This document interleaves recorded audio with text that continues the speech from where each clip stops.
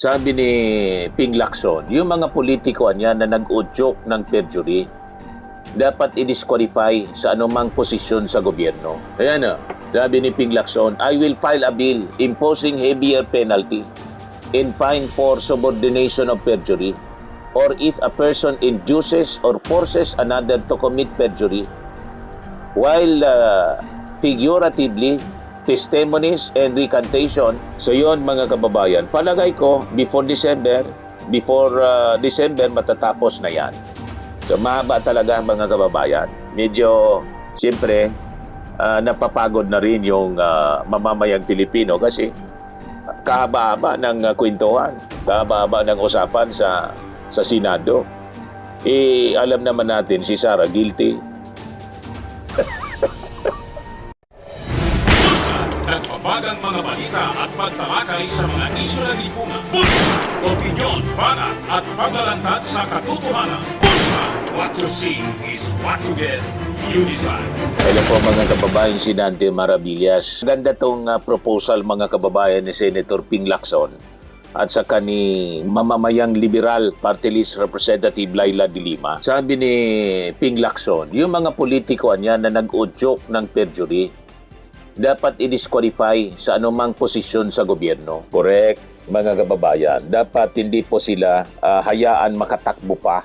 Tulad ng ginawa mga kababayan ni Mike Defensor at saka ni Senator Marcoleta. Ito ngang si Marcoleta dapat nito sabi nga natin, isampa ng kaso sa Ethics Committee at dapat ito matanggal bilang senador sa kanyang ginawa. Imagine, ginamit niya yung Senate Blue Ribbon Committee. Sinira niya yung reputasyon ng Senado mismo sa kanyang mga ginawa. Nagtanim testigo siya, mga kababayan. Tanim witness para manira ng ibang politiko. Diba? Kaya maganda to na proposal mga kababayan, magpa-file ng isang bill sa Senado. Itong si Ping Lacson, ganun din yata si Laila de Lima. Ayan o, sabi ni Ping Lacson, I will file a bill imposing heavier penalty and fine for subordination of perjury, or if a person induces or forces another to commit perjury, while figuratively testimonies and recantation, one dime a dozen these days. Ironically, they have become a lucrative business, especially when targeting politicians. Sabi naman po ni Laila de Lima, ang pag-udyok sa isang tao na magsinungaling sa korte ay pagharang sa hustisya. Dapat managot ang nasa likod nito.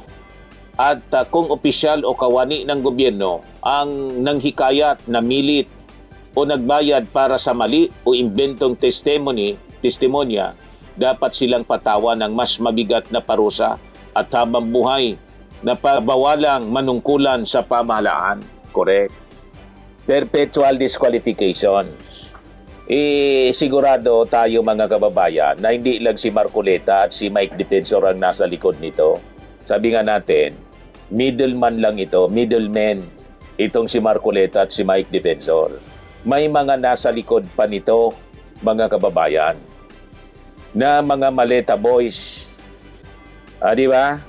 At itong si Gutesa na parte din. Nauna siya Si Gutesa na ginamit mga kababayan. Pinaglalaroan nila mga kababayan yung hustisya. And in this case, pinaglalaroan nila pati yung Senado. Di ba? Mga kababayan, ginagamit yung mismong Senate Blue Ribbon Committee para lang sirain kung sinong kalaban nila sa politika. So pag ganyan na palagi po ang kalakaran mga kababayan, sino pa ang maniniwala sa Senate investigation po? Lalo na ng Blue Ribbon Committee. Kaya nga sabi ko, palala ng palala ang mga kaganapan, mga kababayan na kinasangkutan ng mga senador. Hindi lang yung pagkasangkot dito sa flood control scandal. Pati dito, mga kababayan, sa tanim witness mismo. And pati itong impeachment trial, sinasalaula ng ilang mga senador. Alam na ninyo kung sino, yung mga defense senators nga yung tawag natin. Kaya sabi natin, I think panahon na i-abolish na natin yung Senado. Magsakripisyo na lang itong ilang mga matitinong senador. Kaya lang, nakasala ngayon yung impeachment laban kay Sara Duterte na ang magdidesisyon nito yung Senate Impeachment Court. Di ano na niya Mr. Maravillas yung mga developments ng balita sa impeachment. Bukas, ipagpapatuloy siyempre yung impeachment trial. I think magsisimula na in the afternoon. Ang napag-usapan mga kababayan, sabi 2:30. Baka yun na yung susundin bukas. Imbes na morning, 10 o'clock, 2:30 in the afternoon. Hanggang alas 7 ng gabi. Sabi ko nga, bakit hindi nila extend hanggang alas 12 ng gabi? Kung kaya na mag-imbestiga ng Quadcom ng hanggang ganong oras, minsan nga 1 o'clock na in the morning, bakit hindi magawa ng mga senador? Di ba? Kaya tama itong sinabi po ni Manila Congressman Benny Abante. Sabi dito sa report, Abante backs longer BP Sara trial hours, urges public to stay engaged. Kailangan subaybayan natin ito. Sabi dito mga kababayan sa balita, sinusuportahan ang mas mabang oras ng impeachment trial. Okay lang yan basta't ituloy ang impeachment proceeding. Sabi po ni Benny Abante, Chairman Committee on Human Rights, and isa siya sa mga naging endorser ng impeachment. Abante was reacting to proposals in the Senate to move impeachment proceedings to the afternoon, potentially allowing senator judges to hear the case for longer hours after regular legislative work. Mas magandang sa hapon na yan para maging mas mahaba yan, kahit na dumating pa sa gabi. He said holding a regular Senate sessions earlier in the day could remove the time constraint that has required the impeachment court to adjourn before the chamber's plenary session. Pero kung sesyon sa umaga, sa hapon ng impeachment proceedings, wala nang hadlang sa gabi. Kung halimbawa umabot man yan ang gabi. The proposed schedule comes after inclement weather forced the cancellation of 2 trial days last week, leaving former Office of the Vice President Special Disbursing Officer Gina Acosta's direct examination unfinished, hindi natuloy, na suspend mga kababayan.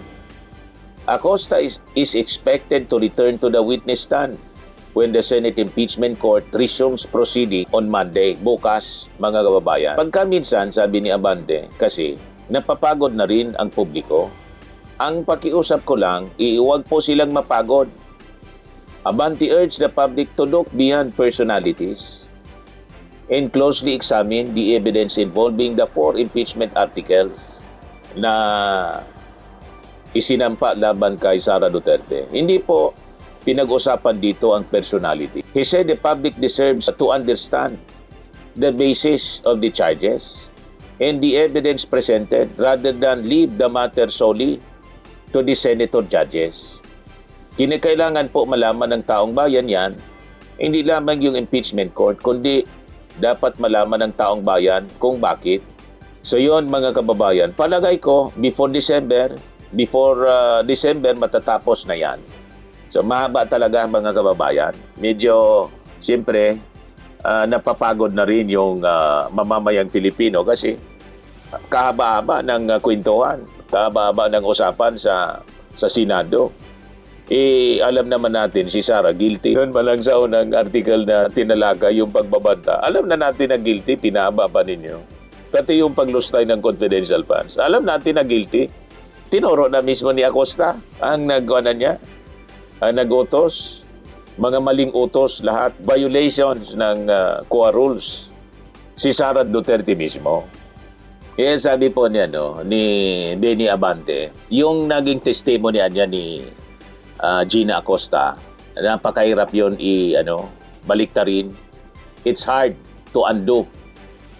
Sabi po, mahirap nang baliin pa yung sinagot niya, sabi ni Abante. Acosta testified before the Senate Impeachment Court that Duterte instructed her to turn over 125 million in OBP confidential funds to then OBP Security Officer Colonel Raymond Dante Lachica after she withdrew the money sa Land Bank noong December 2022. Unang-una, sabi ni Benny Abante, sinagot niya na ang nag-utos sa kanya na ibigay ang pera doon kay Lachica, walang iba kundi si Vice President. The 125 million was the first of 500 million in OBP confidential funds released from December 2022 through the first 3 quarters ng 2023.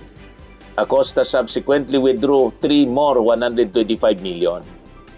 500 million inubos. 3 more 125 million advances totaling 375 million noong 2023. Together with 112.5 million in the debt and confidential funds released in 37.5 million tranches during the first 3 quarters noong 2023. The amounts comprise the 612.5 million pesos na confidential funds that Duterte is accused of misusing under the first article of impeachment. So sabi ni Acosta, o sabi ni Abante, yung testimony niya ni Gina Acosta reinforces view that House prosecutors have already presented enough evidence to warrant Duterte's conviction in the impeachment trial. Sufficiente na po, ito lang na dalawang article po, alams na kung titingin po sa bigat ng ebidensya yung mga senator judges. Personally speaking,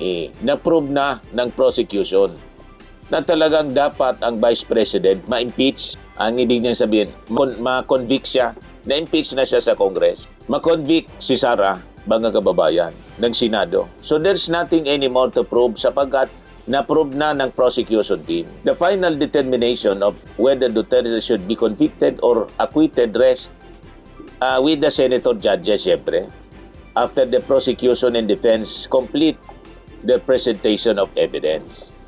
So, medyo matagal-tagal pa to, aabutin pa daw ng December. Sabi nga ni Win Gatchalian, baka daw abutin pa ng January.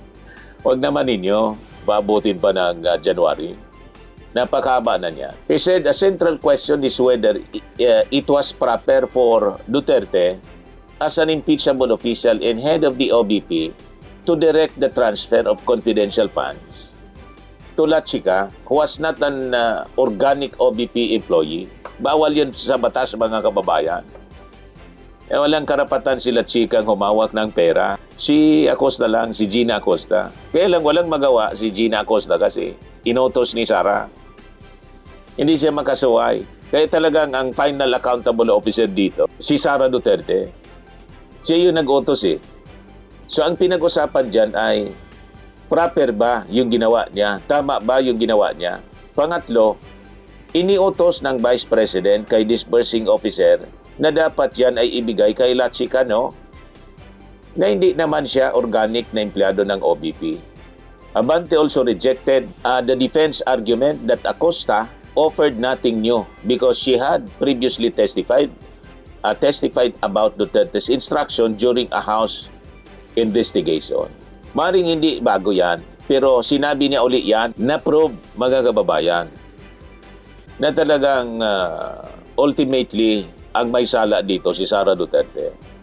He said Acosta needed to repeat her account because her previous testimony was given during a congressional investigation, while she is now testifying before the impeachment court that will decide Duterte's fate. Kailangan sapagkat sa taong bayan at sa akin, substantial yan na marinig mismo ng impeachment court na sinabi mismo ni Miss Acosta nang nag-utos sa kanya si Vice President mismo. Despite his assessment that the prosecution has already presented sufficient evidence, sabi naman ni Abante, questions remain over how the confidential funds were spent and who ultimately received the money reflected in the acknowledgement receipts. So paano ginamit yan? Hindi naman nasasagot ni Miss Gina Acosta yung tinatawag na resibo. Ano ba ebidensya? Sino ba tumanggap? Tanong mga kababayan ni Abante. Sa akin, yung mga tumanggap niyan, ang mga pangalan, Mary Grace Piatos, Andy Lim, yan ay mga ghost, mga multo yan. So yung hindi multo, sino? Malinawan niya si Chucky, Mr. Maravillas. Talagang si Chucky. Mas maganda kung ilabas nila yung taong yan, kung sino man yung mga taong yan, sila ang magsabi na totoo yung tinanggap nila itong bagay na to. So yun mga kababayan, ang mga development ng balitang yan. Abangan na lang natin po yung impeachment uli bukas. Okay po? Ako po si Dante Maravillas. Swimming and lifting cream, pinapahid po sa mga pulses in affected area. Mainam po sa paninigas ng mga kaso-kasuan. Ito naman po, Automax Radiant Serum. Sa mukha naman yung application, anti-aging po siya. You will look 10 years younger than your age. Sa mga cancer patients naman po, baka lang gusto ninyo itong itry. Neng siya red mixed fruit drink. Hindi mo po siya gamot, food supplement siya. Kaya lang, gawa siya mga kababayan sa goji berry. Yung goji berry may anti-cancer properties. O ngayon, yung mga inquiries ninyo, dumiritso na lang kayo sa aming messenger sa Facebook para masagot namin agad. Ayos pa? Ayos na ayos niya, Mr. Maravilla. Sa mga nagana po ng malinis and spacious fitness gym, pumunta lang po kayo sa aming Colossal Fitness Gym. May Grab car rental din po kami. But anyway, ito po pala yung aming bagong product na binibenta online. I am worldwide amazing pure organic barley powdered drink mix from Australia. Negosyo to ng aking anak na architect entrepreneur Riz Maravillas. Ayan po. Kontakin na lang po ninyo siya, Riz Maravillas on Facebook. Ang mga health benefits niya, boost immunity, improves digestion, enhance energy levels, packed with antioxidants, prevent cancer. Ito naman po yung bago naming product na binibenta online. Eye Glow Serum, whitening po siya. Tingnan ninyo yung epekto sa aking anak na architect before and now. Yung mga inquiries po ninyo, dumiretso na lang kayo sa kanyang Facebook account, Riz Maravillas.